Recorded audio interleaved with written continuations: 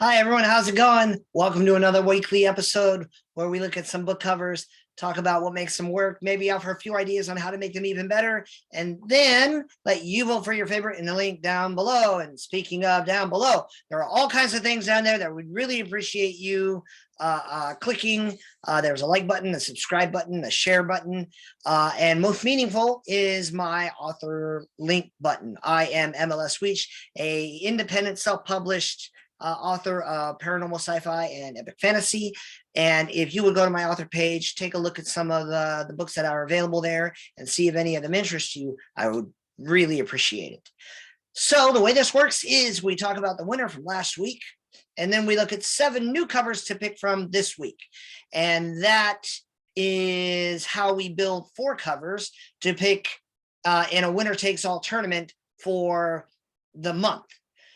The December book cover of the month is still going on, and you can still vote for your favorite of those covers down below. And when we've gotten 12, we will do 1 vote for the book cover of the year and name a champion of champions, and there will be celebration and appreciation all around. We're working our way there. So first thing we got to do is talk about our winner from last week. And the winner from last week was Spark, or is, I guess, Spark by Hadwin Fuller. So there were a couple covers that were interesting, but this one is so dynamic, the light and the color, the action, the energy, the use of text, all of it just kind of came together. It was just holistically a stronger cover than some of the alternatives. So that is the winner. That will be the first entry in the January book cover of the month.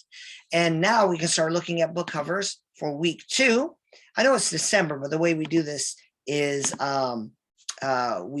we get ahead, and that allows us time to select winners throughout each week. So the first cover we're going to look at is The Tinderbox by Kate Elliott. This is a very unique cover. Even among all these covers, it's going to stand out.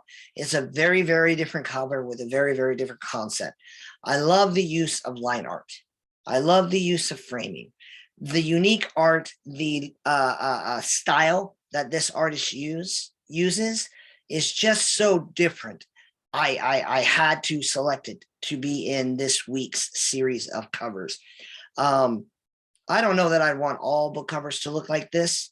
And this cover does tend to imply a little bit of whimsy, super, super thin characters, super condensed landscapes usually imply comedy. I could be wrong. I haven't read it. If you have, let me know in the link below in the comments down below. But there's usually things that implies.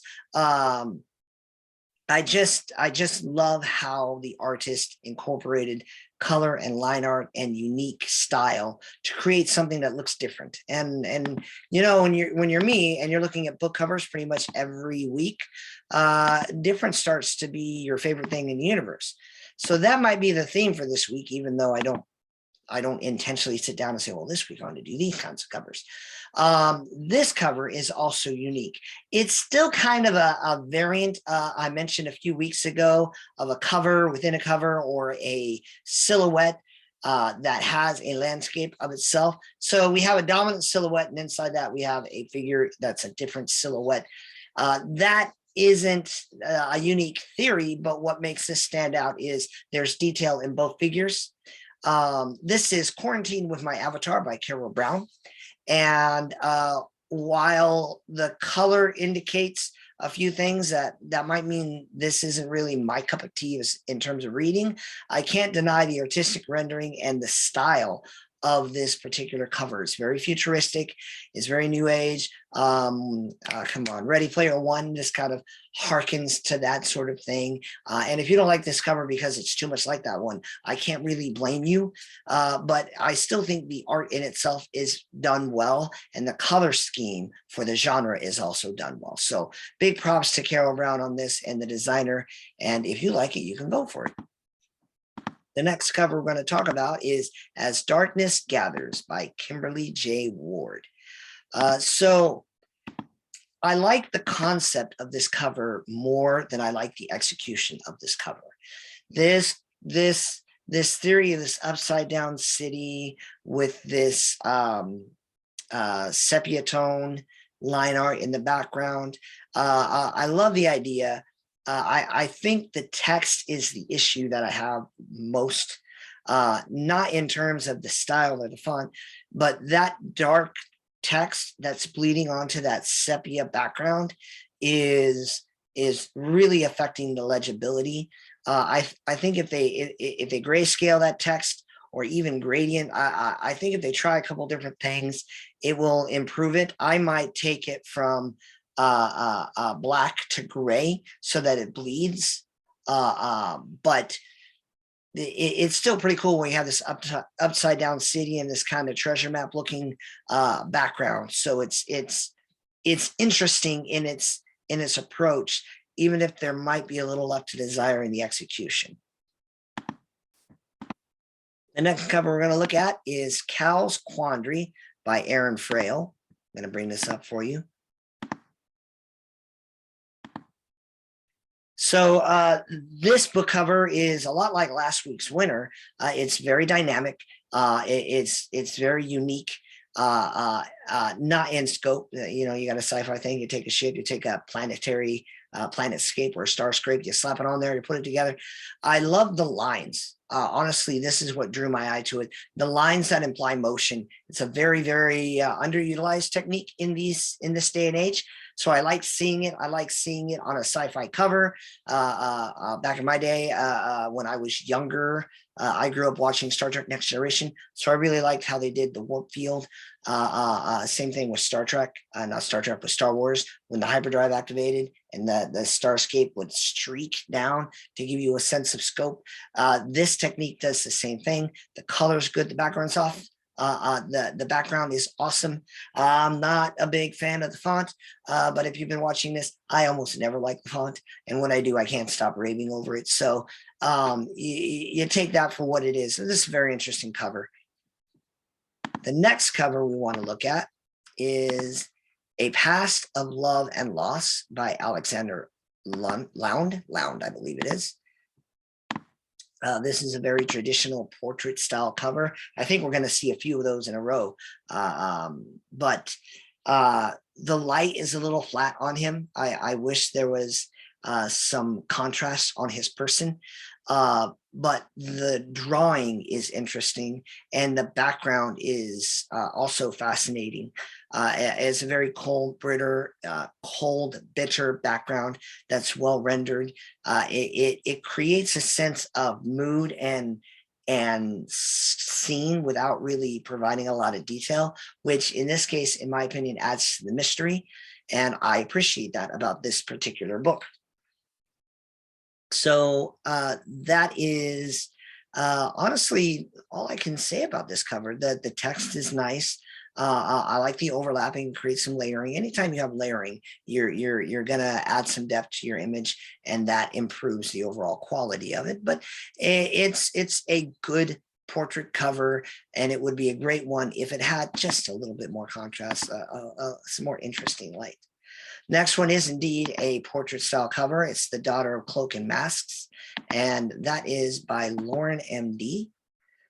This rendering is less manual art and more computer art driven. I don't judge either way. I like a well-rendered, a well-represented figure. I love the dynamics of it. This probably, if it's not 3D rendered, some people take models and they dress them up and they put them on screens, and they just shoot picture after picture, costume after costume, and then alternate covers or alternate poses so that authors can indeed place them on backgrounds or generate computer backgrounds, which may be how this was created. Whichever manner in which this was used, it's a great image. And that is what drew my attention. I actually do think that this font is interesting. I like the placement and arrangement of all of the elements. The background is mysteriously interesting without being distracting. So those are all good elements in a standard style portrait. The other thing I'll note, portrait covers, very common in my brain just farted. It's very common in things like the Dresden Files, where you have modern era paranormal or urban fantasy. That's the phrase I've been looking for. I knew if I rambled enough I'd get there. Is very common, but that landscape looks a little more time period. And what I know is that readers of time period fiction, they're very, very loyal. They're very, very particular. So if this is a time period area, or maybe it is modern and it's just more of a rundown back alley, but there's some implication there. And if that holds true, it was a good decision on the renderer.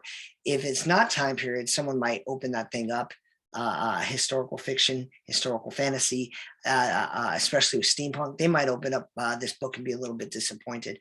So I don't know what it is myself. I haven't read it, but that would be a wise technique if you're trying to gather those particular readers. We got one more cover to look at, and that is going to be Earth Roar by Nick Cook. This is another sci-fi cover. You'll see it when it comes up here on your screen right about now. This is another basic sci-fi cover. It's not as dynamic as the earlier image we looked at, but it's still a well-rendered series of craft in an interesting appearing planetary scape or starscape, depending upon how you want to, what terms you want to use. But it's got good recognition that this is part of a series, that Earth War thing. It'll come right out of I can imagine this being a show on the Sci-Fi Network, and that being the logo. So it's good branding. And so that is actually something that gives it merit. Branding is an overlooked thing. I think readers of fiction probably don't think about it as much, but you can probably mentally picture the Stormlight Archive font and appearance. You can probably mentally picture A Song of Ice and Fire. Your favorite series, they have branding in the consistency in their choice of fonts and text and image styles. And this little Earth War text, believe it or not, is a pretty engaging little logo that future editions of the book can call on. Now it's up to the author to create something that fans read and enjoy and want to read more of, but you know, that's kind of what all of us have to do.